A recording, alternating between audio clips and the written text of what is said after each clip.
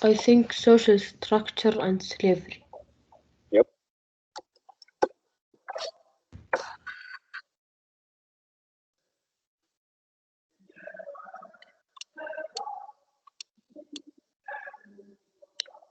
Okay. So grade 9, my dear beloved class. We have started already speaking about the Muslim civilization and about speaking for the Muslim civilization. We have started to speak about when did the Muslim civilization start, how did they start, and also how did they start to impact the other world and also affect it.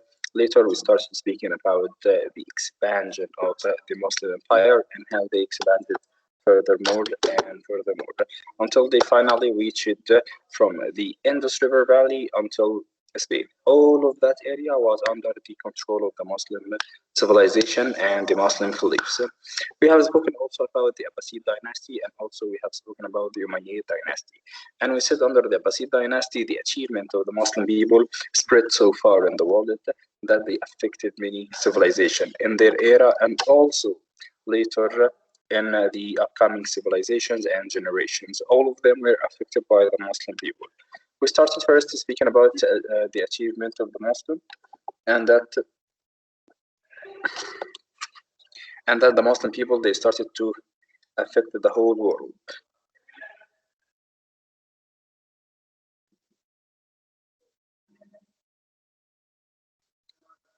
Okay, so while speaking about the achievement, what do you remember about the achievement of the Muslim people? Tell me about some of the achievement of the Muslims quickly. Number one.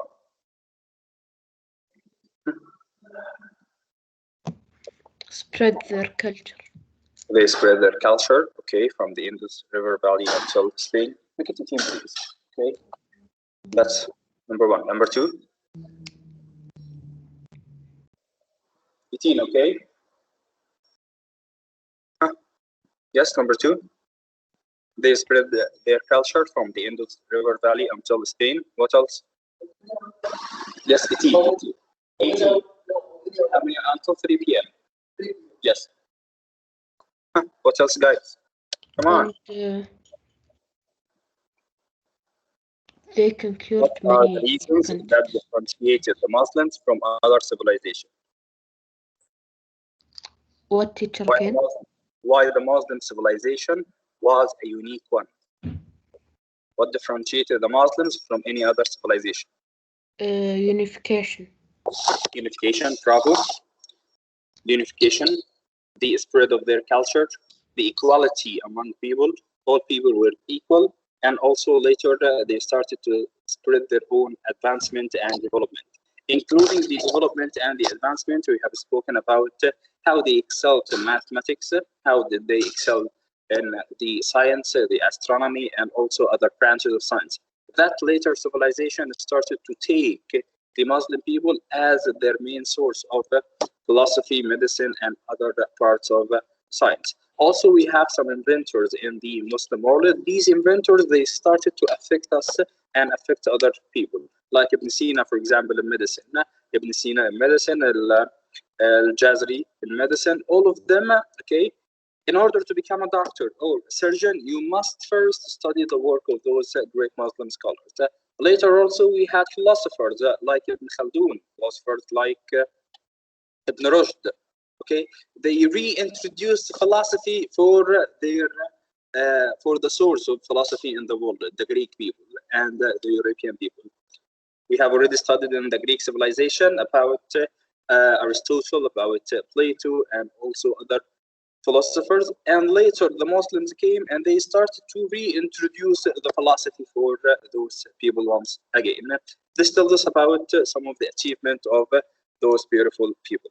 We have started by speaking about the economy and also the social changes and how the diffusion of learning and also the trade and the Muslim world contributed to the spread of the Muslim culture, number one, and also about the Muslim civilization itself. Okay, because while trading, we do not trade just in money or in wealth or in goods or merchandise, but we trade with ideas, thoughts, and also cultural backgrounds and everything about a person. That's why we find Spain was first introduced to Islam from the Arab merchant and the traders. So spreading products and ideas. I believe that we stopped here, right? Or in high demand for manufactured goods. Which one did we stop at?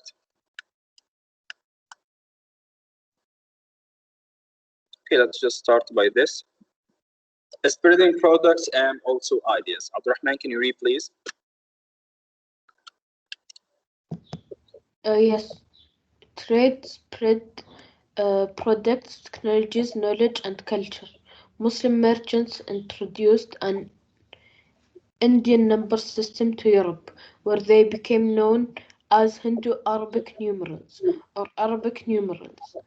Traders also carried sugar from India and papermaking from China, introducing Islam to many new regions. As more people converted to Islam and learned Arabic, the common language and religion helped the global exchange grow and thrive. Continue, please. Extensive. Extensive trade and the money economy led Muslims to pioneer new business practices. They created partnerships, bought and sold on credit, formed banks to charge currency, and invented the ancestors of today's bank checks. In fact, the English word check comes from the Arabic word sak. Sak. Sak. Yes. Yes. Bankers developed a sophisticated system of accounting. They opened branch banks in all major cities so that a check written in Baghdad might be called in Cairo. These economic ideas eventually spread to Europe, where they influenced the rise of modern economic systems. All right. So first, to speak about the numerals of the Arab people. First, we knew that the Arab people, they started to trade with other civilization, like that of, for example, that of India, for example. If you went here to the maps, we have found out that the Muslim people, they started to just have trade with many civilizations, including the Hindu civilization, and that civilization actually led into the increase of the knowledge and also the access to information between those cultures. The Arabs, we have a scholar, a mathematician called Al-Khwarizmi. He invented the Arab numerals, and the Arab numerals are the ones that we are using nowadays in English. So we introduced our numerals to the people in Europe, and when we traded with India, we adapted their numeral. So we had the numerals from India, and we are nowadays using this in the Arab countries, and we introduced our own invented numerals by Al-Khwarizmi to the people in Europe and America, so they adapted that. Later also to speak about the extensive trade, because right now the Muslim people, they started to trade with many other civilizations, so they needed something to work with the money, because not always while coming from Egypt to India or from Saudi Arabia to Spain, I'll have money. Okay, so you are bringing merchandise from Saudi Arabia, and I am here in Spain, for example, or in Morocco. So when you came after 2 or 3 months from traveling, I don't have enough money to pay for your merchandise. Consequently, what can I do? I can write you a sheik. I can write you a sheik. This sheik, you can do what you can. Have the money from the sheik. If you are in Spain right now, you can have it in Damascus or Iraq or even in Egypt. And that's what the basic system of what we call nowadays bank. Okay, so the Arab people, they are the first people to use the system of a bank, that you can make a bank for exchange of currency, because of course the currency used in the Arab world was not the same used in Europe or even in China or in India. Consequently, we had to do so. So once again, the extensive trade and money economy led the Muslim to a pioneering new business practices or practices, like the sheik and also the accounting systems. And now, because of the increase of the world, now we will speak about the high demand for manufactured goods. So simply, guys, right now I'm dealing with you. I'm trading with your people. and my merchandise are totally required by you. Like, for example, let's take an example from our own life right now. What about Saudi oil, the petrol? Okay, so is there a high demand for petrol or no?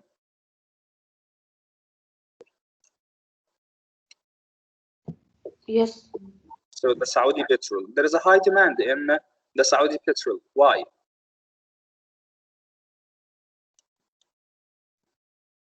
Why there is a high demand for petrol?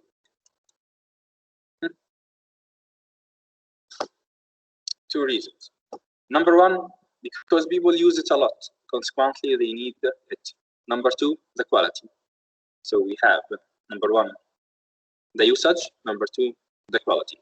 Apply that to any other merchandise or any other goods. Okay, if for example I'm trading in clothes, I'm trading in cars, I'm trading in anything. Okay, back then of course they traded with minerals and with some plants, fruits, vegetables, some manufactured goods. So the goods that the Arab people provided for the other civilization, like the Indian, the Chinese, and also the European, that goods were containing both. Number one, the quality was very, very high. And number two, the people wanted it a lot. So they needed more and more and more. So the demand started to arise. Okay. Number one, once we started trading, for example, with Spain, let's take Spain, for example. So I brought the manufactured goods in Egypt from a Muslim country, okay, to Spain or to Europe or to India or to China, to any other part of the world. And they started to take our merchandise, and later people started to know about merchandise in China, so they wanted more. And other people started to know in China, so they needed more. And the high demand for any merchandise and goods will require to make new manufactured goods. So people started to have a high demand for the manufactured goods. Consequently, what happened? Rayan?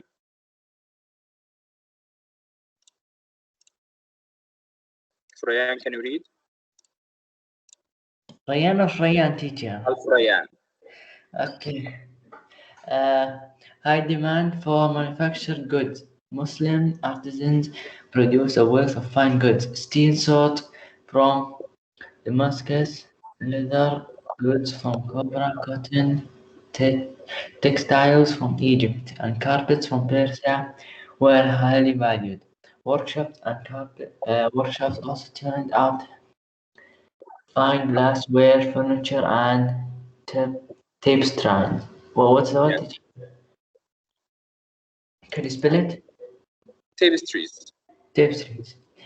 As in medieval Europe, handcraft manufacturing in Muslim cities was typically organized by Gayan, the heads of the guilds.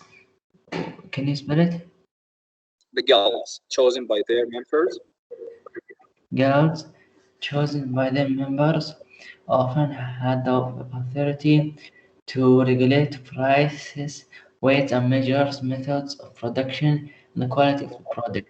Most labor was done by wage workers. So simply we're speaking about how the people from other civilizations started to demand the steel from Damascus, the leather from Cordoba, and also the cotton textile from Egypt. All of these goods and manufacture were highly demanded by other civilizations because they did not excel in making them. Like, for example, the steel of Damascus, it was one of the best steel in the world. Okay, we have two important sources for steel in the world. Okay, or two civilizations started to just manufacture the steel in a very, very strong source. Number one is the Japanese ones, and number two are the Damascus source. That's why in the Arab Empire back in the age, like 4-5 centuries ago, once you have a sword from Damascus, wow, you have a very, very strong one. So people started to ask for the steel swords from Damascus and also the leather from Cordoba and the cotton from Egypt. And actually still nowadays, they still have the same. So in the medievals like the Middle Ages, the medieval Europe are the Middle Ages in Europe.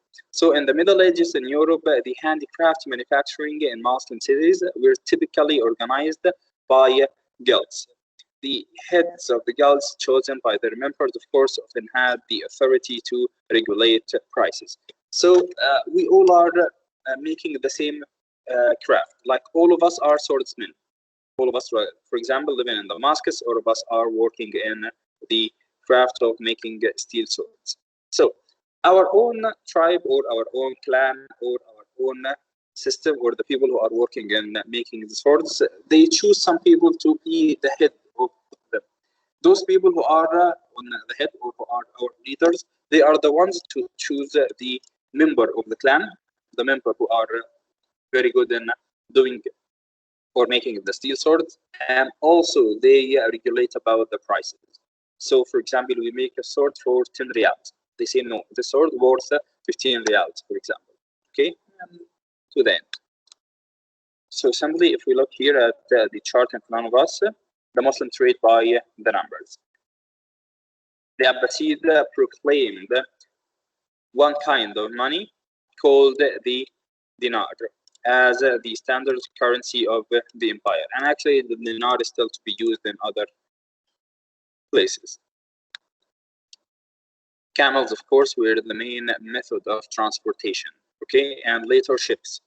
So first, camels were the main source, like to have a caravan, okay. So they still use the caravans using camels, of course.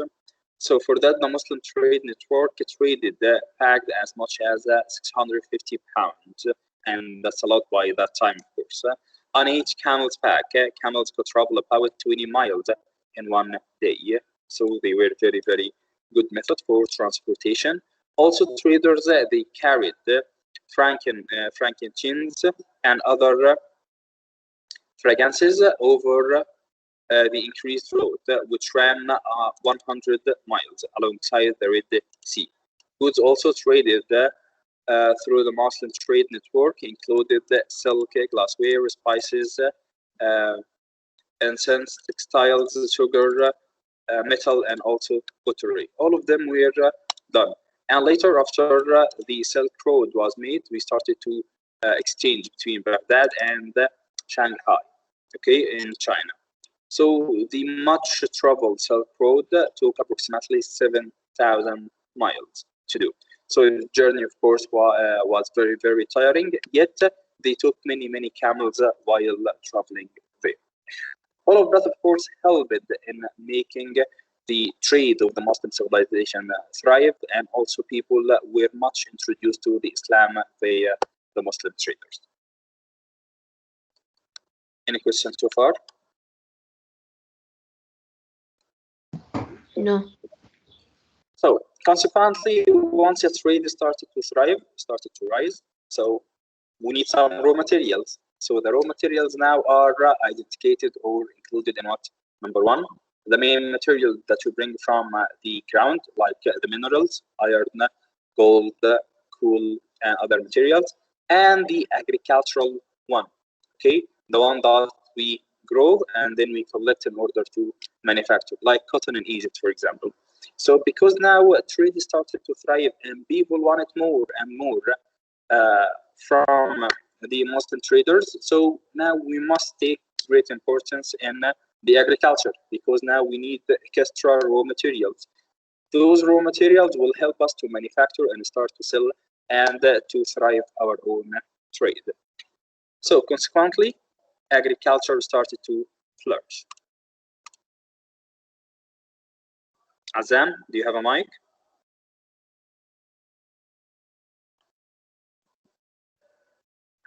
I think no. Ali? Ali Al-Madi, do you have a mic? Salman Swelam?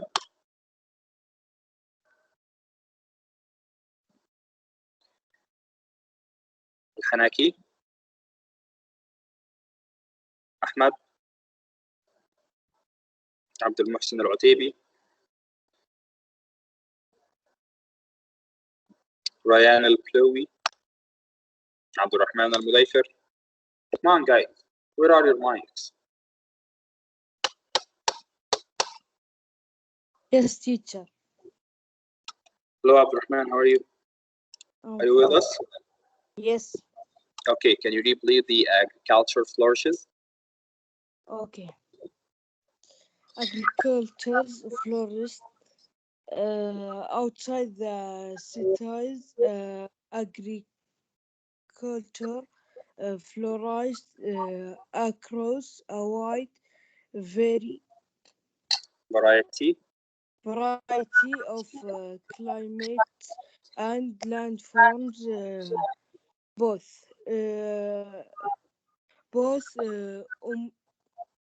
Umayyad. Umayyad, Umayyad, what Tita? Yeah, the Umayyad and the Abbasids. The Umayyads and the Abbasids rules took steps to preserve and extend agriculture land, small farming co- Communities.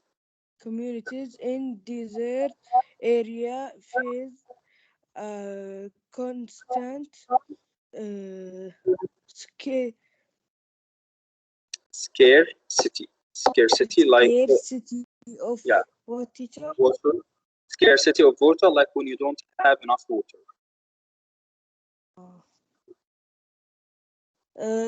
To improve farm output, the Abbasids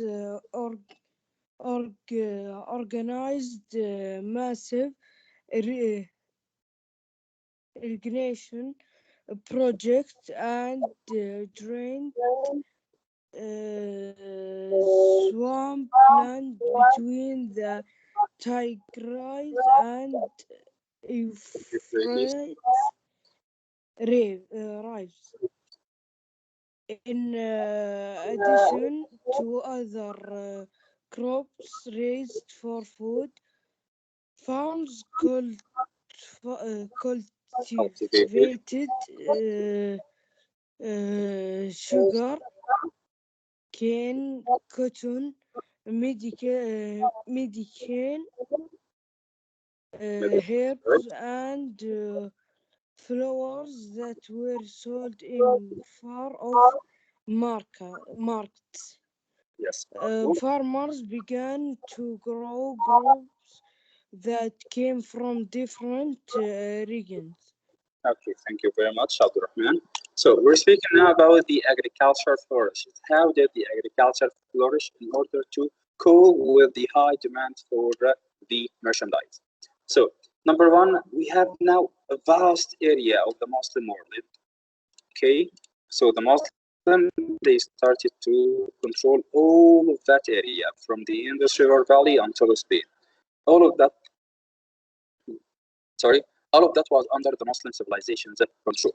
Consequently, right now, while trading with other people, so they need the raw materials in order to manufacture the goods, which will they later start to trade with other civilization. In order to do so, we found out that most of the land in the Arab people, okay, all of that was under the Muslim civilization. So most of the land in the Arab civilization are totally plain desert, and there is a scarcity in the water. So we don't have enough water in the whole of the Arab Empire, except of course for Egypt and also for Baghdad, because Baghdad has two rivers, the Tigris and the Euphrates, and here in Egypt they had the river valley Nile. Consequently, those two cities or those two countries, they started to produce the raw materials and the agriculture flourished in those two materials. But also other cities, we need now to develop farming in other cities. So what can we do? So we need drainage systems. We need to just make some canals. We need to some project that will help the Muslim cities all over the Muslim empire to start to make agriculture and to grow some crops. Consequently, we found out that outside the cities, agriculture started to flourish. And of course, that was across the wide variety of climates and landforms. I believe you have already studied about climates and landforms in grade 8 in social studies. So, according to the climate of the city, specific types of crops are to be farmed and kept. On the other hand, we have some sort of landforms. Landforms regarding to the place of the country, okay, and also the temperature of it. Like here in Teacher, Greenland, your screen is not changing. My screen is not changing. Yes, from 1 minute. Okay, stop sharing, share again. Can you see now? Yes. Okay, so we have something that is called the landforms. The landforms. Of course, our planet, it has many different types of climates and landforms. According to that climate change, and of course to the temperature itself, we have some specific type of agriculture. In Greenland, right, or in the North Pole here, we don't have any type of agriculture because the land here is frozen. On the other hand, here beneath it, we have something that is called the tundra. Tundra. The tundra region, it's frozen most of the year, but for approximately 3 months, there is some sort of agriculture in it. Beneath it, we will have another system, and beneath it, we will have another system, and of course here, and in the equator, we have the most rain for all the year. So because the Arab Empire here lies in that place, most of the Arab Empire was just a plain desert. According to that, we have different types of landforms. For example, here in the desert of Egypt, we could not grow hand because here in the River Nile Valley and also the Delta, they have running fresh water. Consequently, they led to the agriculture in Egypt. In Saudi Arabia, we don't have any place to grow any crops yet. At some specific parts, we will have the wells in the desert or the oases in the desert, and this will lead to like this place, for example. And this will lead to what? This will lead to the agriculture in that place. So simply because of the climate change and because of the type of the landform, we had different types of groups in the Muslim Empire. So both the Umayyads and also the Abbasid ruler took steps in order to preserve and extend the agricultural land, like making canals, drainage systems, etc. Small farming communities also in the desert area face the constant scarcity of water. Scarcity like when you don't have enough water. To improve farm output, the Abbasids organized massive irrigation projects and also drained swamp plants between the Tigris and the Euphrates. So, for example, here in the Tigris and the Euphrates, both of them are very good for us as a source of water. That's the Tigris and the Euphrates. So why don't just make like a canals between both of them? Actually, it's gonna be pretty good because right now you have a very huge river and another one. So let's just make a project between both of them. Link the two rivers together so that you can have a massive land or extra land that can help you while farming or making your agriculture projects. So they made a very good project between both the Tigris and the Euphrates. In addition, of course, to other crops raised for food, farmers also cultivated sugarcane. Cultivated means took from other people. So they started to cultivate other crops like sugarcane, cotton, and also the medical herbs. And this, of course, was due to the advancements in medicine at that era. And flowers that were sold in far-off markets, especially in Saudi Arabia. They took great care of flowers so that they can make the perfume from it. And Morocco also. Farmers began to grow crops that came from different regions. So, for example, as a trader or as a merchant, I will go, for example, to China. I'll find some types of herbs or some type of flowers there. So I'll bring that with me and start to introduce that for the farmers, and they will begin to grow that. And that's actually what's happening right now. Like, for example, the Egyptian cotton. Okay, the Egyptian cotton was always known since the beginning of history that Egypt had the best cotton in the world. Later, the American people, they started to adapt the Egyptian cotton in that area here. This place here in Quebec, okay, that's in Canada, and in West Virginia, their land there is approximately the same climate as Egypt. So they cultivated the cotton from Egypt and started to grow that here, so that they do not export it any longer. Of course, the deserts continue to support nomads who lived by herding, keeping animals like camels.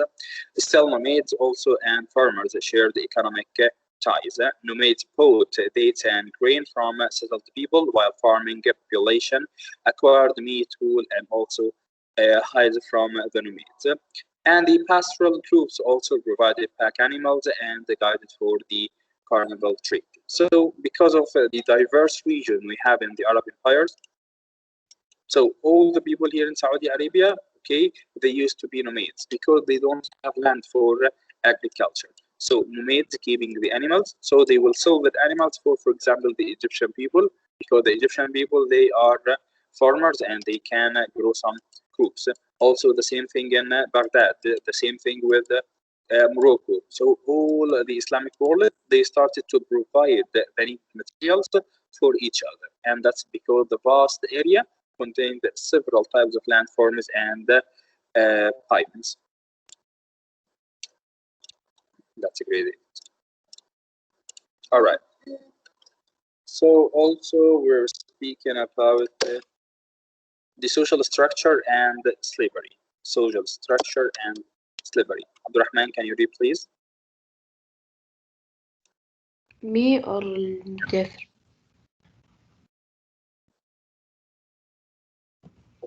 What? Yes, you, Abdurrahman.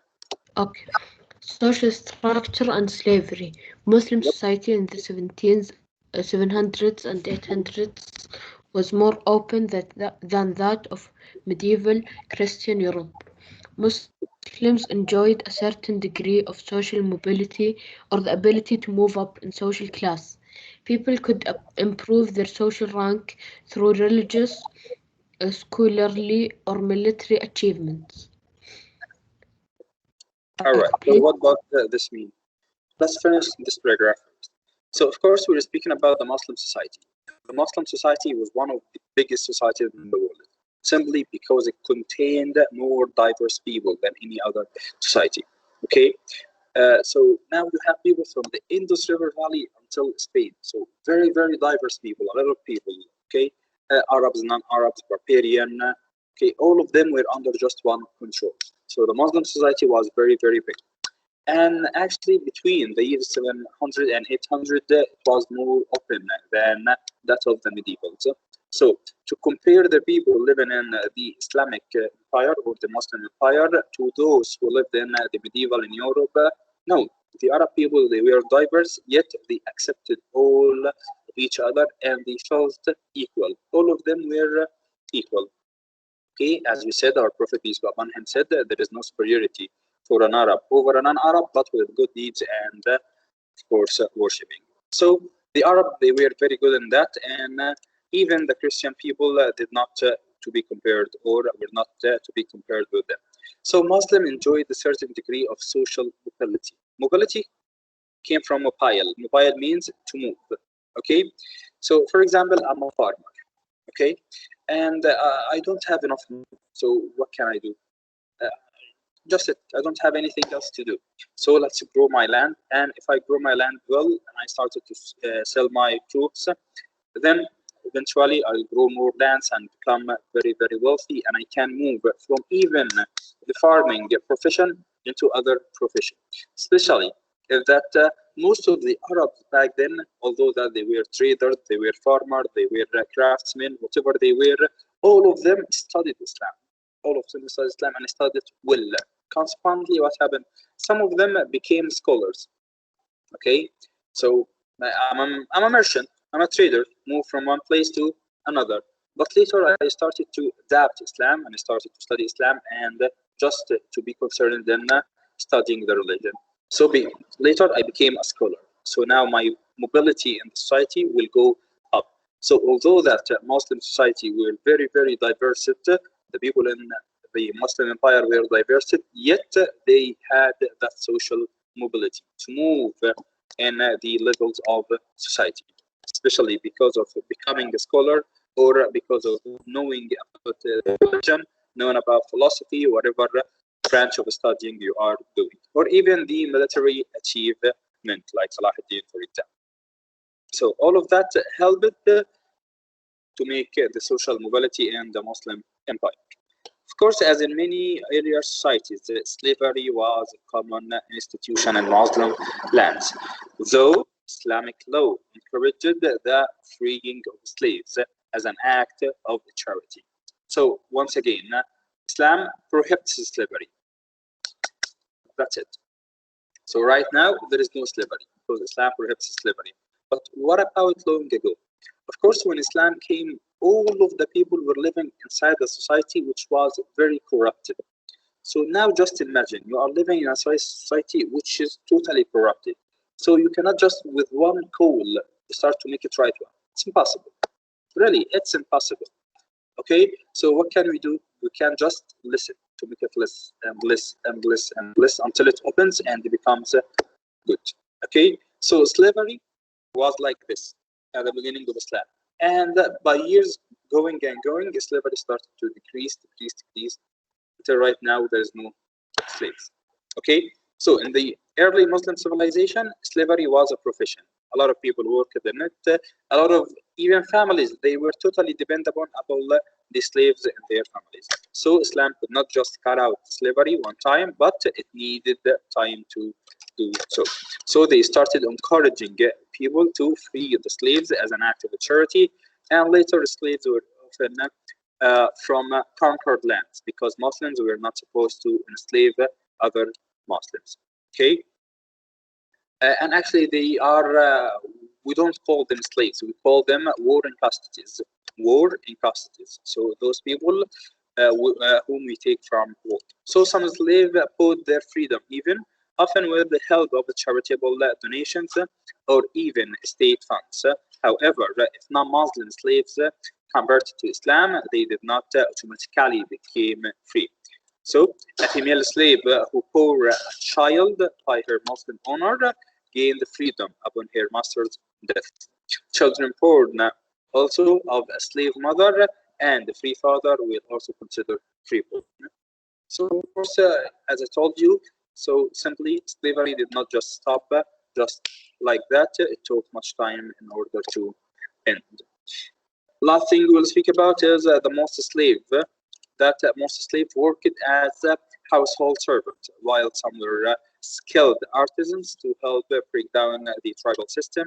Abbasid caliphs also created a class of Turkish slave soldiers who were loyal only to the caliph himself, often educated in the Islamic law and government, and some of these men rose to high positions in the government, such as advisor, like a caliph's advisor. This set the stage of the Turks to become the powerful later in the Abbasid era. And we also will speak about that later and later again. But right now, unfortunately, that's going to be it for today because I have another session. All right, grade 9, that's going to be it for today. If you have any question, please have no hesitation to ask it. Okay, thank you. You are very, very welcome. See you tomorrow and do your best in your exam today.